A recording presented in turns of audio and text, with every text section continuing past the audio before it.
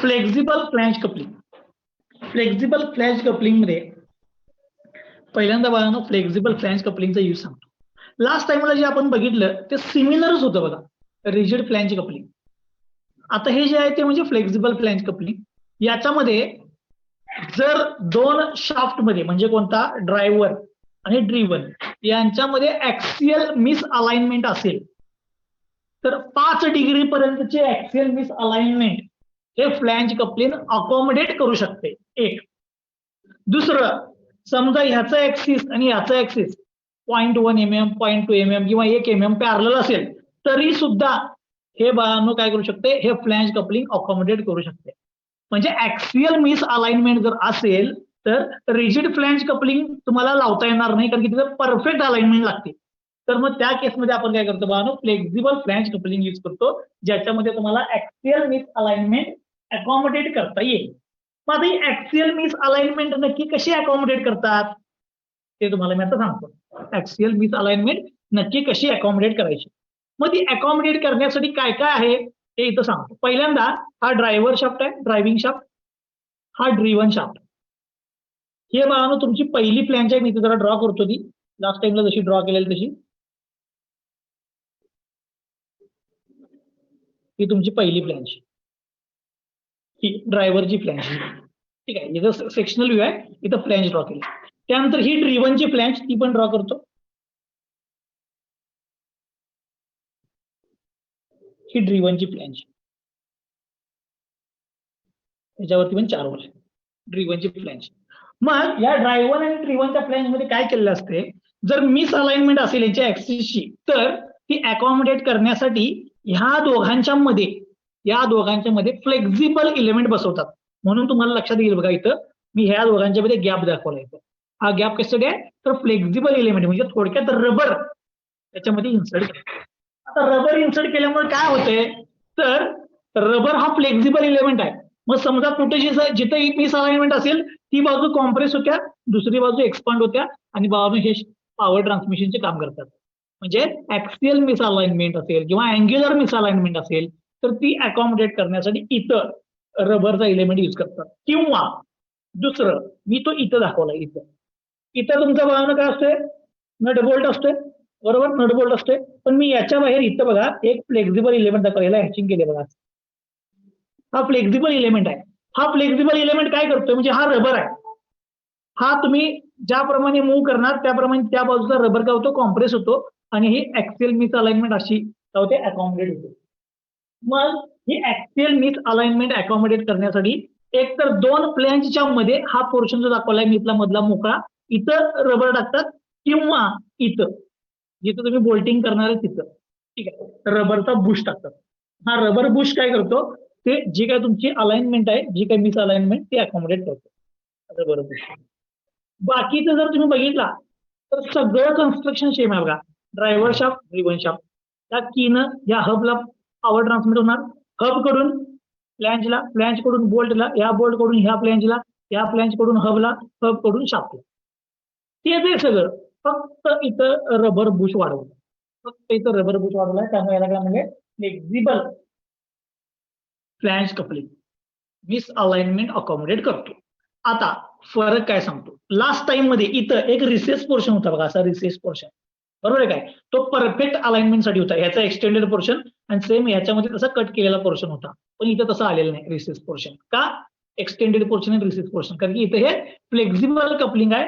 याच्यामध्ये तुमचा जो काही रबर बोल्ट आहे किंवा रबरचं बुश आहे किंवा रबरचा पॅड आहे तो काय करतो बघा, इथं मिस अलाइनमेंट जी काय ती अकोमोडेट करतो. याचा अजून एक ऍडव्हान्टेज काय सांगतो, पॉवर ट्रान्समिशन मध्ये नॉर्मली काय होते बघा, इथं व्हायब्रेशन जनरेट होतात. मग व्हायब्रेशन जे जनरेट होतील ते हे जे फ्लेक्झिबल एलिमेंट आहे, तो फ्लेक्झिबल एलिमेंट काय करतो, ते व्हायब्रेशन डॅम्प म्हणजे ऍब्सॉर्ब करायचं काम सुद्धा तो फ्लेक्झिबल एलिमेंट करतो. ठीक आहे, त्यासाठी बघा हा आपण फ्लेक्झिबल एलिमेंट मी इथं दाखवलाय, ह्या दोघांच्या मध्ये पण इथे येऊ शकतो. ठीक आहे, हे म्हणजे तुमचं फ्लेक्झिबल फ्लॅंज कपलिंग. आता मागच्या टाईप मध्ये आणि याच्यामध्ये फरक, इथं रबर बुश आलाय तिथं नव्हता, इथे या दोघांच्या मध्ये गॅप आहे तिथं नव्हता, इथं एक्सटेंडेड पोर्शन असायचं तो इथं आलेला नाही, बाकी सगळं सेम आहे. ठीक आहे, आता डायमेन्शन सांगतो. डायमेन्शन मध्ये जरा असं बघा, हे तुमची ड्रायव्हिंगची फ्लॅंज आहे. त्याच्यातला हा जो पोर्शन आहे तो म्हणजे हब आहे. हब बघा, हा पोर्शन म्हणजे हब आहे. हब, या हबचा इनर डायमीटर म्हणजे शाफ्टचा आउटर डायमीटर, आणि या हबचा आउटर डायमीटर म्हणजे डीएच. इनर डायमीटर म्हणजे डी, आउटर डायमीटर म्हणजे डीएच. हे तुम्ही जे बोल्टिंग केले, हे बोल्टिंग, आता इथं नॉर्मली ही पिन असते एका बाजूला आणि दुसऱ्या बाजूला बोल्टिंग केलं असते. ही पिन असते एका बाजूला आणि दुसऱ्या बाजूला त्याचा थ्रेड पोर्शन असतो, तिथं बोल्टिंग करतात. ही पिन म्हणतात नॉर्मली. आता पूर्वी बोलनट बोल्ट म्हणत होतो, इथं पिन म्हणतो. त्याचा सर्क्युलर डायमीटर म्हणजे हा, हे बघा, हा जो डायमीटर आहे त्याला म्हटले मी पीसीडी जे D, outer diameter D nought. हबची लेंथ एल एच, हबची लेंथ एल एच. आता जर असं इथं लक्ष द्या, इथून इथंपर्यंत नॉर्मली मी आता इथंपर्यंत दाखवले, पण ऍक्च्युली इथंपर्यंत असतो. ही बुशची लेंथ आहे, इथे एक बुश टाकलाय ना, ही बुशची लेंथ आहे एल बी, आणि इथून इथंपर्यंत थिकनेस ऑफ फ्लॅंज आहे. म्हणजे जरा लक्ष द्या, ह्या बाजूला आणि ह्या बाजूला जर तुम्ही विचार केला, त्या दोन्ही बाजूला विचार केला, तर मला सांगा ह्या फ्लॅंजचं होल मोठा असणार का ह्या फ्लॅंजचं होल मोठा असणार? कोणत्या फ्लॅंजचं होल मोठा असणार? ड्रायव्हर साईडच्या फ्लॅंजचं काय ड्रिव्हन साईडच्या फ्लॅंजचं? ड्रायव्हरचं. ड्रायव्हरचं. का सांगा? कारण इथं बुश बसणार आहे, बरोबर, बुश आणि इथं बसणार नुसती पिन. त्यामुळे इथलं होल मोठं आहे, इथलं होल मोठं आहे. त्यामुळे नॉर्मली काय करतात, याची थिकनेस जी असते, थिकनेस ही ह्या इकडच्या थिकनेस पेक्षा म्हणजे फ्लॅंजच्या थिकनेस पेक्षा ही मोठी असते. म्हणजे एलबी हा T1 पेक्षा मोठा असतो. लेंथ ऑफ बुश हा T1 पेक्षा मोठा असतो. त्यामुळे ही फ्लॅंज काय असते बा, थोडी रिजिड असते. का? आणि इथं डायमीटर मोठा आहे, फेल्युअरची पॉसिबिलिटी जास्त राहते. त्या बाजूला डायमीटर छोटा आहे, त्यामुळे थिकनेस छोटी राहते. ओके, हा एवढा फरक आहे. बाकी या पिनचा डायमीटर म्हणजे D1. बाकी सगळ्या गोष्टी आहेत तशा सेम आहेत. ठीक आहे. मग आता जर मला या फ्लेक्झिबल फ्लॅंजचं कपलिंगचं डिझाईन करायचं असेल, फ्लेक्झिबल फ्लॅंज कपलिंगचं, तर कोणाकोणाचं डिझाईन करायला पाहिजे मला? एक म्हणजे शाफ्ट, दुसरं म्हणजे की, इथं की आहे बघा, की शाफ्ट तर रेग्युलर अगोदर जे डिझाईन केल्यात ते आहे तसे येणार, की आणि शाफ्टचे डिझाईन. त्यानंतर कोणाचं येणार इथं? हब. त्यानंतर इथला हा पोर्शन, इथला पोर्शन जंक्शन. त्याच्यानंतर ह्या पिनचं, बुशचं डायमेन्शन आणि पिनचं. ठीक आहे, एवढे डायमेन्शन तुम्हाला शोधायला लागणार. एवढे डायमेन्शन तुम्ही शोधले म्हणजे तुमचं डिझाईन कम्प्लीट झालं. आता ज्यानं ह्याच्या आधीचा टाईप डिझाईन बघितले किंवा प्रॉब्लेम्स बघितल्यात, त्याला हे लई सोपं वाटणार. का सांगा? फक्त 2-4 गोष्टी बदलणार आहे, बाकी सगळंच्या सगळं मी आहेच ठेवणार आहे. ठीक आहे, तर मी काय करणार आहे याच्यामध्ये चेंज करणार आहे. आता मी तुम्हाला डिझाईन प्रोसिजर सांगायला चालू करतो. बघा, ऑलमोस्ट सेम आहे, फक्त एक 2-3 फरक गोष्ट आहेत, ते तुम्हाला मी त्या तिथं पोहोचल्यावर सांगतो. सगळ्यात पहिल्यांदा डिझाईन करताना कोणाचं करणार तुम्ही? शाफ्टचं. Design of shaft. शाफ्ट वरती कुठला स्ट्रेस असणार आहे इथं? Twisting shear. Twisting shear, regular आणि टॉर्क ट्रान्समिट करायला ना, त्यामुळे twisting shear. As shaft is subjected to twisting shear,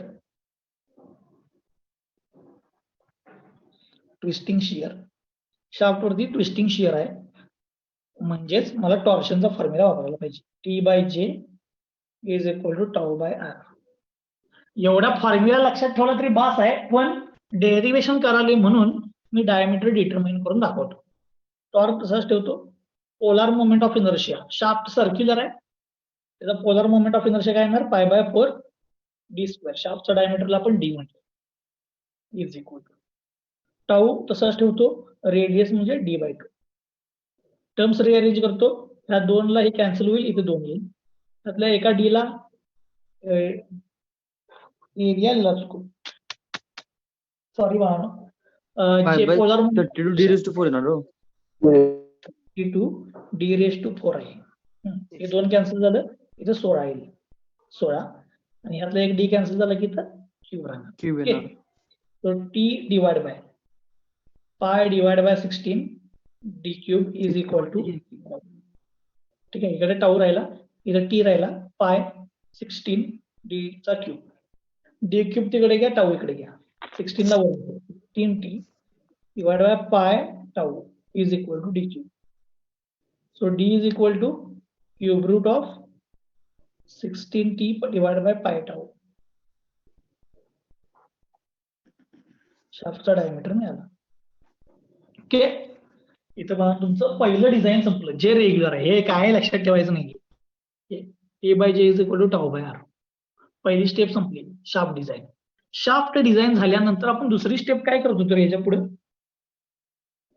hub hub नाही जात लगेच. आपण काय करत होतो? शाफ्टचा डायमीटर मिळाल्यावर सगळ्यांचे Junction. डायमेन्शन आपण कशाने शोधत होतो? Empirical empirical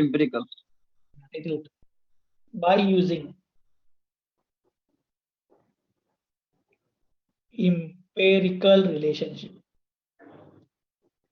by using empirical relations. आता इम्पेरिकल रिलेशन्स मध्ये तुम्ही मला सांगायचं, हबचा आउटर डायमीटर किती असतो? डीएच. आपण वापरले हे. हबचा outer diameter is equal to 2d. त्यानंतर length of hub 1.5d. Problem मध्ये वापरले, ठीक आहे. डेरिव्हेशनला पण प्रॉब्लेमला मागच्या. लेंथ ऑफ हब झाल्यानंतर पिच सर्कल डायमीटर हा पीसीडी. मागच्या वेळेला तो 3D होता, 3D. पण मी जरासं इथं वाढवणार आहे 3D to 4D. हे वाढवण्यामागचं कारण सांगतो. पूर्वी होल या पिनच्या डायमीटरचं होतं, पण आता इथं बुश आल्यामुळे हे होलचं डायमीटर वाढला. होलचं डायमीटर वाढल्यामुळे हे हबच्या आत जाता कामा नये, त्यामुळे जरासं डायमीटर मी वाढवला 3D to 4D. ठीक आहे. पण मी मॅक्सिमम टाइमला 4D यूज करणार आहे. फ्लेक्झिबल कपलिंगला.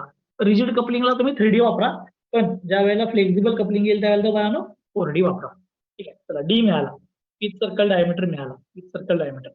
डी झाला, डीएच झाला, हे झालं, एलएच झाला, एलएच झाला. आता बाळांनो हा घ्या थिकनेस. पण ड्रायव्हरची काय ड्रिव्हनची सांगा थिकनेस ती? ड्रिव्हन म्हणजे आउटपुट शाफ्टच्या फ्लॅंजची थिकनेस T1. 0.5d अगोदर सारखंच. T1 फ्लॅंजची थिकनेस ही 0.5d. ह्या बाजूची जरा जास्त मोठी असणार आहे. Okay, 0.5d. त्यानंतर T1 सॉरी चुकून दोन ठिकाणी T1 झाले, इथे T आहे. Thickness of flange T 0.5d. त्यानंतर T1 प्रोटेक्टिव्ह लेअरची थिकनेस 0.25d. ही जी काय प्रोटेक्टिव्ह लेअर आहे याची थिकनेस 0.25d. आता तुमच्या एक लक्षात येईल, या फिगर मध्ये मी फक्त इथं बुश आणि पिन दाखवले, इथं दाखवलेली नाहीये. तुम्ही कुठं पण दाखवा, एका ठिकाणी किंवा दोन्ही ठिकाणी दाखवा. ठीक आहे. मी इथं दाखवलेली नाही, इथं पण आहे ती. ऍक्सिस दाखवला याचा अर्थ आहे. T1 थिकनेस ती झाली 0.25d. आता लास्ट टाइमला जर तुम्हाला आठवत असेल तर ह्या पिनचा म्हणजे ह्या बोल्टचा डायमीटर तुम्ही कॅल्क्युलेशनने डिटरमाइन केला. कॅल्क्युलेशन, पण इथं कॅल्क्युलेशनने डिटरमाइन करायचं नाही. इथं बघा ही पिनचा डायमीटर हा इम्पेरिकल रिलेशनने डिटरमाइन करायचा, आणि त्याचा फॉर्म्युला आहे 0.5d divide by root n. आणि महत्वाचं काय, n म्हणजे नंबर ऑफ पिन्स किंवा बोल्ट्स यूज. आता फ्लेक्झिबल कपलिंग मध्ये नंबर ऑफ पिन या नेहमी आपण 6च घेतो. त्यामुळे मी नेहमी आपण 6च घेतो. आता ह्याच्या आधीच्या टाईपला कसं होतं, 40 पेक्षा कमी डायमीटर असेल तर 3 घ्या, 40 ते 100 असेल तर 4 घ्या, 100 पेक्षा जास्त असेल तर 6 घ्या. आता फ्लेक्झिबल कपलिंगच्या केसमध्ये काही जरी झालं तरी इथं मी दाखवले 4, पण घ्यायच्यात तुम्हाला किती? 6च. मी पुढे लिहून ठेवतो, where n is equal to 6 number of pin. म्हणजे 6च पिन वापरायच्या काही जरी झालं तरी. ठीक आहे. इथे बाबांनो तुमचं इम्पेरिकल रिलेशन सांगते. हे बघा, इथनं इथपर्यंत इम्पेरिकल रिलेशन सेम आहे, फक्त ही एक ऍडिशनल आणली आहे पिनचा डायमीटरची. ठीक आहे. म्हणून तुम्हाला मी काय म्हटलं आधी, ज्यांना आधी जर रिजिड फ्लॅंज कपलिंग प्रॉब्लेम केलेत किंवा हे केले, त्याला हे करायला काय करायची गरज नाही, फक्त एका दुसरा फॉर्म्युला बदलणार आहे, तेवढंच लक्षात ठेवायचं. इम्पेरिकल रिलेशननी सगळे डायमेन्शन शोधले, फक्त बुश राहिलं, बुश. ठीक आहे, ते शोधलेले त्याच्याबद्दल आपण नंतर बोलूया. चलो, आता बघा इम्पेरिकल रिलेशन सगळं झालं. शाफ्टचा डायमीटर कॅल्क्युलेशननी मिळवला, इम्पेरिकल रिलेशननी सगळे डायमेन्शन मिळवले. आता आपण पुढे जाऊया. ठीक आहे. आता मला तुम्ही सांगा, याच्यानंतर आपण कशाचं डिझाईन केलं?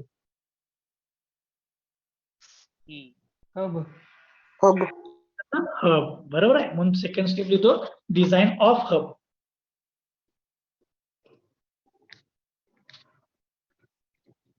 Design of hub.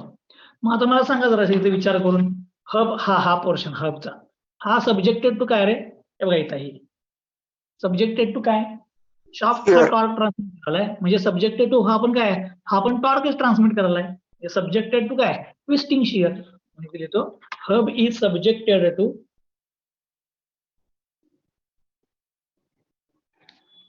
Twisting shear म्हणजे हब वरती ट्विस्टिंग शिअर आहे मग जर ट्विस्टिंग शिअर असेल तर ट्विस्टिंग शिअरचा फॉर्म्युला सांगा T by J is equal to tau by R पण हब हा हॉलो पोर्शन आहे का सॉलिड आहे हब हा हॉलो आहे का सॉलिड आहे हॉलो हॉलो असेल हब हा हॉलो असेल तर याचा इनर डायमीटर किती आहे आउटर डायमीटर किती आहे capital D minus inner diameter d. म्हणजे शाफ्टचा outer diameter. Yes inner diameter म्हणजे शाफ्टचा आउटर डायमीटर म्हणजे डी बरोबर आता आउटर डायमीटर सांगा हबचा आउटर डायमीटर हबचा आउटर डायमीटर डीएच आहे डीएच आउटर डायमीटर डीएच आहे इनर डायमीटर डी आहे तर पोलार मोमेंट ऑफ इनर्शिया किती येणार सांगा pi by 32 into cap. Pi by 32 outer diameter raise to 4 minus inner diameter raise to 4 is equal to tau तसा ठेवतो R म्हणजे outer डायमीटरचा हाफ डी/2 डीएच बाय 2 या 2 ला मी हे कॅन्सल करतो इथे 16 येईल आता जरा लक्ष द्या माझा एक प्रश्न आहे तुम्हाला हे सगळे डायमेन्शन माहित आहेत का यातले माहित आहेत की फक्त टॉप माहित नसते हा म्हणजे आता काय करायचं ज्यावेळेस सगळे डायमेन्शन माहित असतात त्यावेळेला आपण टाऊची किंमत शोधायची त्या डीएच ला इकडे घेतो टाऊ तुम्हाला मिळेल हा 16 बघा डिनॉमिनेटर आहे वर घेतो 16 टी हा डीएच पण इकडे घ्या into DH divide by pi DH raise to 4 minus D raise to 4 is equal to tau इथनं शियर स्ट्रेस मिळेल हा शियर स्ट्रेस परमिसिबल पेक्षा कमी आला तर तुमचं Safe. डिझाईन सेफ आहे परमिसिबल पेक्षा जास्त आला तर डिझाईन हे अनसेफ आहे ठीक आहे हबचं डिझाईन संपलं आता इथे या हबचं डिझाईन संपल्यानंतर तुम्ही मला सांगा हे जर फेल झालं आता जंक्शन तर जंक्शनचं डिझाईन कसं करणार जंक्शन आता जंक्शन मध्ये मी आधी सांगितलं ह्या बाजूची थिकनेस कमी आहे या बाजूची थिकनेस जास्त आहे हे यामागचं रिझन काय कारण इथं बुश आहे बुश असल्यामुळे इकडची थिकनेस जास्त असते आणि या बाजूची कमी असते मग मला सांगा जंक्शनला फेल झाल्यावर आउटर शाफ्ट वरती फेल होणार काय सॉरी इनपुट शाफ्ट वरती फेल होणार का आउटपुट फ्लॅंज वरती फेल होणार इनपुट फेल होणार का आउटपुट वरती इनपुट इनपुट वरती का फेल होईल इथं थिकनेस जास्त आहे इथं थिकनेस कमी आहे जिथं थिकनेस कमी आहे तिकडे फेल होणार ना म्हणजे मला इथं चेक करायला पाहिजे इथं आणि इथं म्हणजे इथं थिकनेस कमी आहे या बाजूला थिकनेस जास्त आहे त्यामुळे इथं फेल व्हायची पॉसिबिलिटी तशी कमी आहे इथं फेल व्हायची पॉसिबिलिटी काय जास्त आहे म्हणून मी आता जंक्शन वरती चेक करणार शिअर फेल्युअर होते काय checking for shear failure of flange at junction मुद्दाम मी इथे लिहितो आउटपुट फ्लॅंज का लिहिलंय कारण की इनपुटची थिकनेस आता जास्त आहे आउटपुटची थिकनेस कमी आहे इथं कमी आहे त्यामुळे इथं फेल व्हायची पॉसिबिलिटी आहे म्हणून मी इथे चेक करणार मग जर इथं फेल झालं इथं फेल तर मी हा आउटपुटचा एवढाच हब दाखवतो हब पहिला हब बघा आउटपुटचा हब हा आउटपुटचा हब आणि याच्यावरती हे तुमचं असं इथं फ्लॅंज असणार इथं बरोबर काय अशी फ्लॅंज असणार म्हणजे हा तुमचा आउटर पोर्शन असणार हा जिथं तुमची फ्लॅंज कट होईल हा आउटर पोर्शन वरती बरोबर मग याचा एरिया किती येणार सांगा याचा एरिया सर्कमफरन्स इंटू याची thickness circumference pi D H into त्याची थिकनेस किती येणार टी पाय डी एच इंटू टी मग इथला मला शियर स्ट्रेस पाहिजे आहे मी आता इथे लिहितो shear stress at junction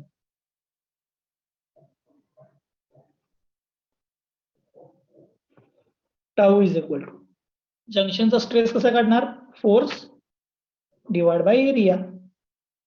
area माहित आहे मला pi DH into T outer सरफेसवरचा pi DH into T. Force मला माहित नाही आहे, ते मला फोर्स शोधायला पाहिजे म्हणून मला इक्वेशन ए म्हणतो. आता इथला फोर्स मला शोधायचा आहे, शिअर फोर्स इथला. कसं काढणार आहे शिअर फोर्स? मागच्या प्रॉब्लेम मध्ये शोधलेला बघा इथला फोर्स. कसा काढायचा ते परत एकदा सांगतो, जरा लक्ष द्या.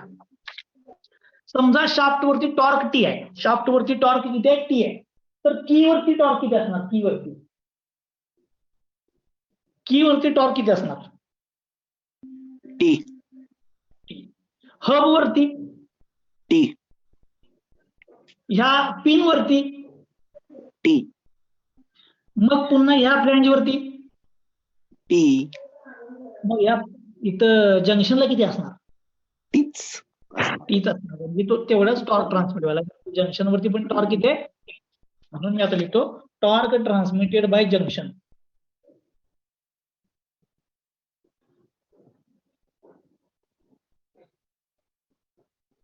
Torque transmitted by junction. Torque is equal to कसं काढणार मी?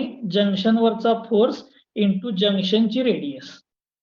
जंक्शन वरचा फोर्स इंटू जंक्शनची radius. Torque is equal to जंक्शनचा फोर्स मला माहित नाही, जंक्शनची रेडियस मला माहिती आहे. जंक्शनची रेडियस हे डीएच आहे ना, आउटर डायमीटर. त्याची रेडियस किती येणार? डीएच चा हाफ. हबचा आउटर डायमीटर डीएच आहे ना, जी रेडियस किती येणार? डीएच चा हाफ. इकडे घ्या. टी हा 2 divide by DH is equal to force. म्हणजे मला जंक्शन वरचा फोर्स मिळाला. या फोर्सची किंमत ए मध्ये पुट करा. पुट इन ए.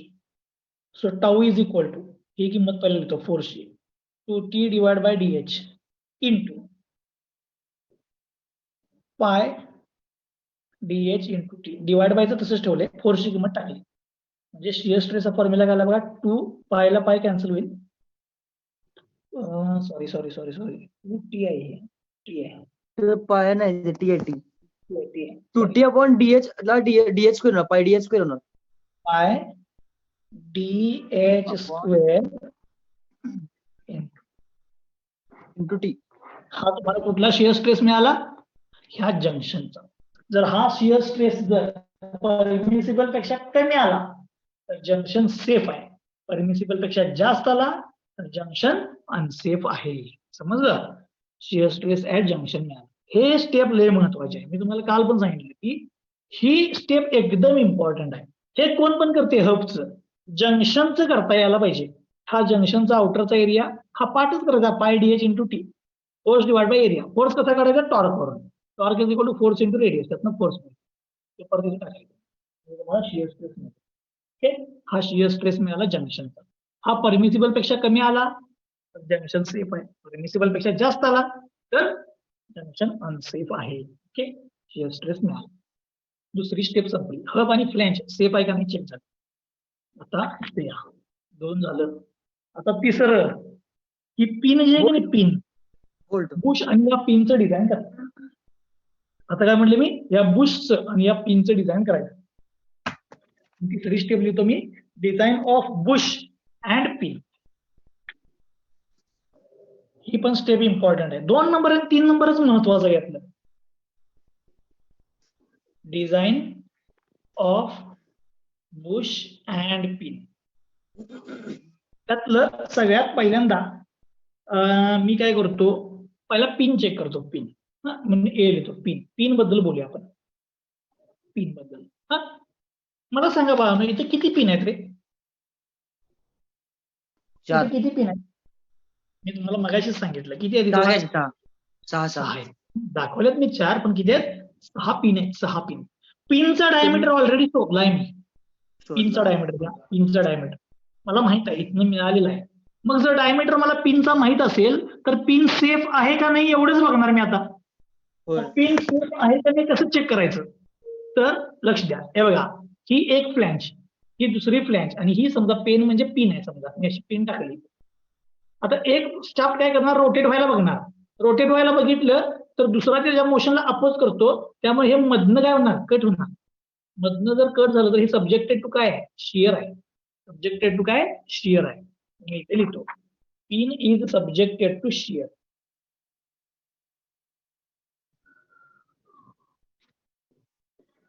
मग पिन जर सब्जेक्टेड टू शियर असेल तर शियर स्ट्रेसचा फॉर्म्युला काय येणार आहे? Force divide by area. मग मला आता फोर्स कुणावरचा शोधायला पाहिजे? या पिन वरचा फोर्स शोधायला पाहिजे. या पिन वरती किती फोर्स ऍक्ट वाला आहे ते मला शोधायला पाहिजे. आता 2 मिनिटं बघा. पिन वरचा फोर्स मागच्या वेळेसारखंच करणार आहे मी आता. टोटल मी 6 पिन दाखवतो इथे तुम्हाला. 1 2 3 4 5 6. किती पिन दाखवल्यात मी? 6. पहिल्या पिनवरचा फोर्स मी असं दाखवतो पी. हा दुसऱ्यावरचा टँजेन्शियल डायरेक्शनला दाखवतोय का? कारण की तो टॉर्क ट्रान्समिट करणार आहे.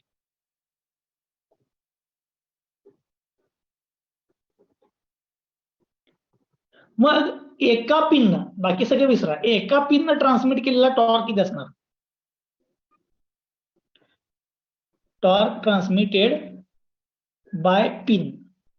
P into radius. Torque is equal to काय येणार? P into radius. रेडियस किती आहे सांगायचं? पीसीडी. पीसीडीचा half. P into D by 2. पण जर मला टोटल टॉर्क पाहिजे असेल, टोटल टॉर्क, तर सगळ्या पिन घ्यायला पाहिजेत. सगळ्या पिन घ्यायला पाहिजेत म्हणजे नंबर ऑफ पिन्स मल्टिप्लाय करतो. So total torque transmitted by all the pins.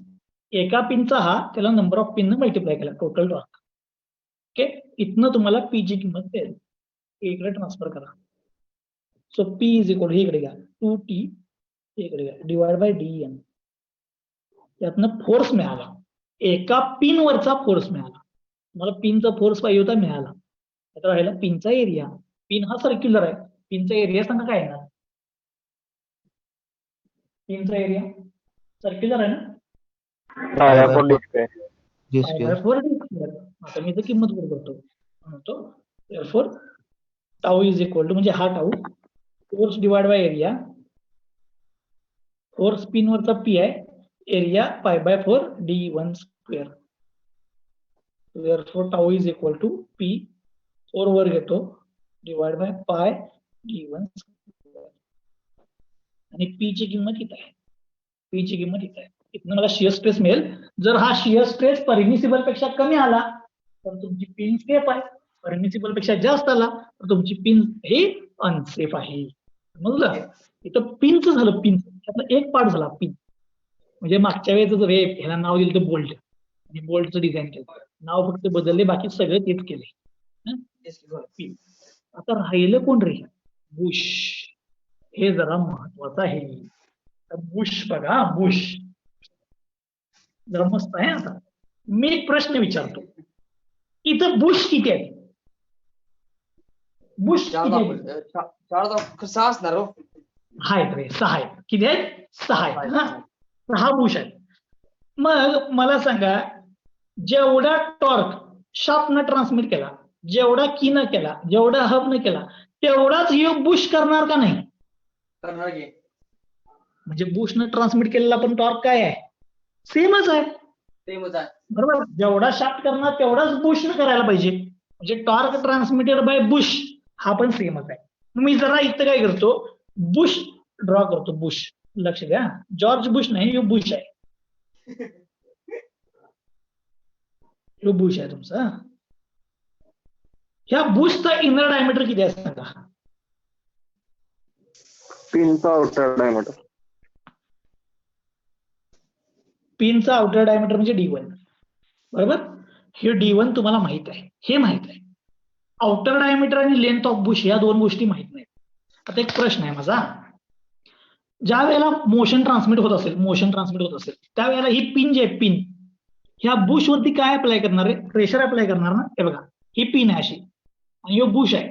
हे काय होतंय, असं इकडे गेलं की हे कॉम्प्रेशन मध्ये जाते. बघा इकडे कॉम्प्रेशन, इकडे आलं की ही बाजू कॉम्प्रेशन मध्ये जाते, इकडे गेलं की ही बाजू कॉम्प्रेशन मध्ये जाते. म्हणजे हा बुश जो असतो की नाही, बुश या पिनच्या अशा मोशनमुळे काय मोशन इकडे तिकडे पिन झाली की हे अंडर कॉम्प्रेशन आहे. म्हणजे पिन इज सब्जेक्टेड टू काय? कॉम्प्रेशन. मी पिन नाही, sorry, bush. Bush is subjected to pressure. Pressure म्हणजेच कॉम्प्रेशन. कायम त्याला आतनं प्रेशर ऍक्ट होते. मग ते प्रेशर जे आहे त्या प्रेशरला आपण म्हणूया PM, pressure acting on Bush, त्याला काय म्हणूया आपण पीएम. तर मला पाहिजे टॉर्क ट्रान्समिटेड बाय बुश. मग टॉर्क ट्रान्समिटेड बाय बुश कसा काढणार सांगा. ठीक आहे, एवढं अवघड मध्ये जायला नको. इथं फक्त लिहितो प्रेशर ऍक्टिंग ऑन बुश. तो प्रेशर इज इक्वल टू, प्रेशरचा फॉर्म्युला काय असतं रे, force divide by area. Force divide by area. Force, आता मी एक प्रश्न विचारतो, ह्या पिनवरचा फोर्स आणि या बुशवरचा फोर्स सेम असणार का वेगवेगळा असणार? पिनवरचा फोर्स आणि बुशवरचा फोर्स सेम असणार का वेगवेगळा असणार? आता या पिनच्या बाहेरच बुश आहे ना, जेवढा पिनवरती ऍक्ट व्हायला पाहिजे तेवढाच बुशवरती ऍक्ट व्हायला पाहिजे. त्यामुळे पिनचा फोर्स आणि बुशचा फोर्स का असतोय सेम.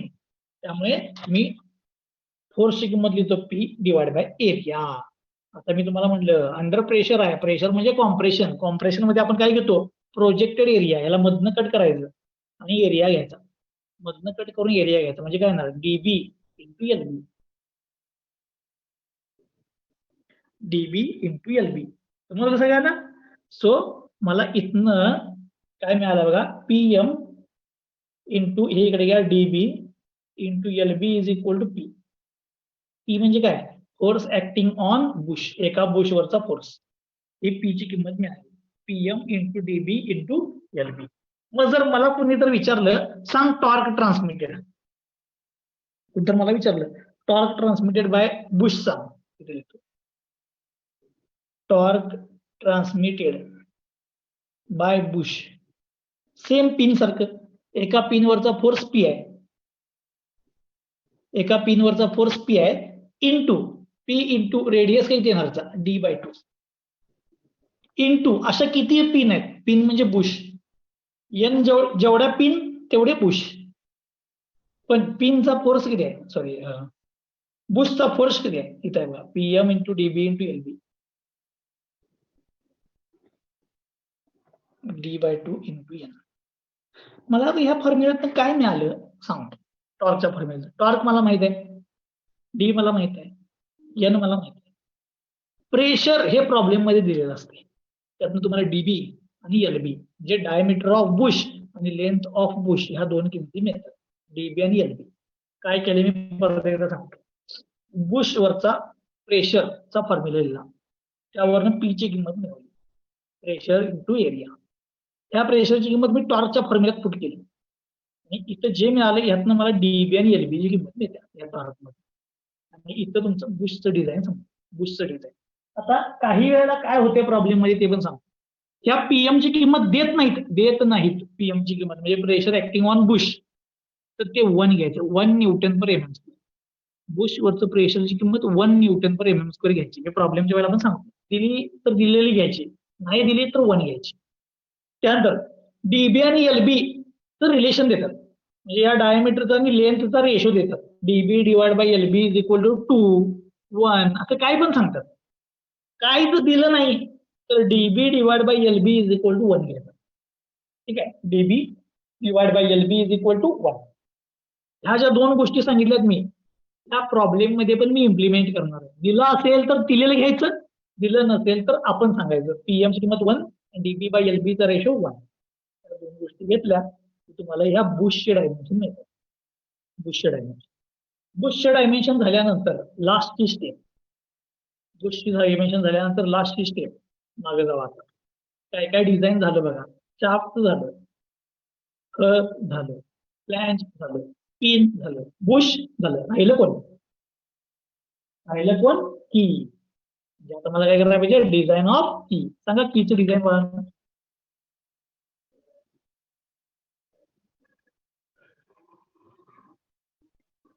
कीचं डिझाईन सांगा, की कुठली घेताय तुम्ही?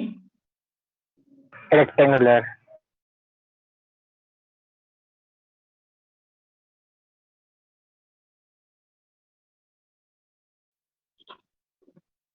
बघा आपण डिझाईन ऑफ की लास्टची स्टेप करत होतो. ठीक आहे, मी की रेक्टँग्युलर घेतली, B width H height, B किती घेतोय आपण, B is equal to d/4, H is equal to d/6, 5 मिनिटांनी फोन करू. बी D/4, H D/6, बी मिळाला, H मिळाला, लेंथ. आता लेंथ किती घ्यायला पाहिजे सांगायचं ना, कीची length. L is equal to किती घ्यायला पाहिजे मला, LH. L is equal to LH. ठीक आहे. आता लास्टची स्टेप राहील. की मध्ये बाळांनो कुठले कुठले स्ट्रेसेस असतात की मध्ये. Shear. शिअर स्ट्रेस आणि कॉम्प्रेशन. शिअरचा formula 2MT divide by DBL. संपलं. किमती पुट करायच्या स्ट्रेस मध्ये. परमिसिबल पेक्षा कमी आलं तर सेम. दुसरा compression. Compression sigma C is equal to 4MT divide by DHL. किमती पुट करायच्या, कॉम्प्रेशन मिळवायचा. परमिसिबल पेक्षा कमी आला तर सेफ, नाहीतर अनसेफ. हे कीचं डिझाईन तुम्ही भरपूर वेळा केलंय. ठीक आहे. आता मी परत जरा प्रॉब्लेम मध्ये येतो, डिझाईन मध्ये येतो. बघा, रिजिड फ्लॅंज कपलिंगला जर तुम्ही कम्पेअर केला तर फरक काय आहे, तर ह्या दोघांच्या मध्ये इथे गॅप आहे. इथं बुश टाकले, बुश, आणि इथं पिन. एवढाच फरक, बाकी सगळं same. Design of shaft subjected to twisting shear, तोच केलंय बघा, तेच. इम्पेरिकल सगळे तेच आहेत, फक्त मी बोल्ट जो आहे की नाही त्याऐवजी पिन घेतल्या, त्या पिनचा डायमीटर लिहिलाय, पिनचा डायमीटर. बाकी सगळं सेम. हबचं डिझाईन सब्जेक्टेड टू टॉर्क आहे तसं. त्यानंतर जंक्शनचं डिझाईन पुन्हा जंक्शनवरचं शिअर आहे तसं, सगळं आहे तसं. ही दुसरी स्टेप पण सेम मागचा प्रॉब्लेम आहे. फरक आलाय तिसऱ्या स्टेपला. इथं मी मागच्या वेळी बोल्ट म्हटलेलं त्याच्याऐवजी पिन म्हटले. इथंपर्यंत सेम आहे. बोल्टच डिझाईन केलंय, फक्त नाव दिलंय पिन. आणि गंमत काय, ऍडिशनल एक गोष्ट आणल्या फक्त इथं, ती म्हणजे बुशचं डिझाईन. बुशच्या डिझाईनला bush is subjected to pressure आहे, म्हणजे कॉम्प्रेशन. बुशचे डायमेन्शन दाखवले. मग बुश मधलं प्रेशर मी PM घेतलं, फोर्स डिवाइड बाय एरिया. या बुशवरचा फोर्स आणि पिनवरचा फोर्स सेमच असतो, त्यामुळे P. Area, projected area DB into LB. त्यातनं मला P फोर्स मिळाला. तर टॉर्क जेवढा बुशनं ट्रान्समिट केला तेवढा टॉर्क, तेवढा पिन कराय, तेवढा शाफ्ट कराय. टॉर्कचा formula force into radius into number of bush. तुम्हाला PB आणि DB आणि LB ची किंमत मिळते. ही फक्त ऍडिशनल स्टेप आहे खरी आजच्या प्रॉब्लेम मधली. बाकी सगळं कालचंच आहे. आणि याच्यानंतर लास्टची स्टेप म्हणजे डिझाईन ऑफ की केलेलं हे सगळं कालचंच आहे. म्हणजे आजच्या ह्याच्यामध्ये मी नाव दिलं वेगळं आणि फक्त एक्स्ट्रा एवढाच पार्ट आहे. बाकी सगळी कालची डिझाईन प्रोसिजर लिहिली आहे. ठीक आहे. आता डिझाईन प्रोसिजर मध्ये जर तुम्हाला काही डाऊट असला तर बघा डिझाईन प्रोसिजर. ठीक आहे. कारण की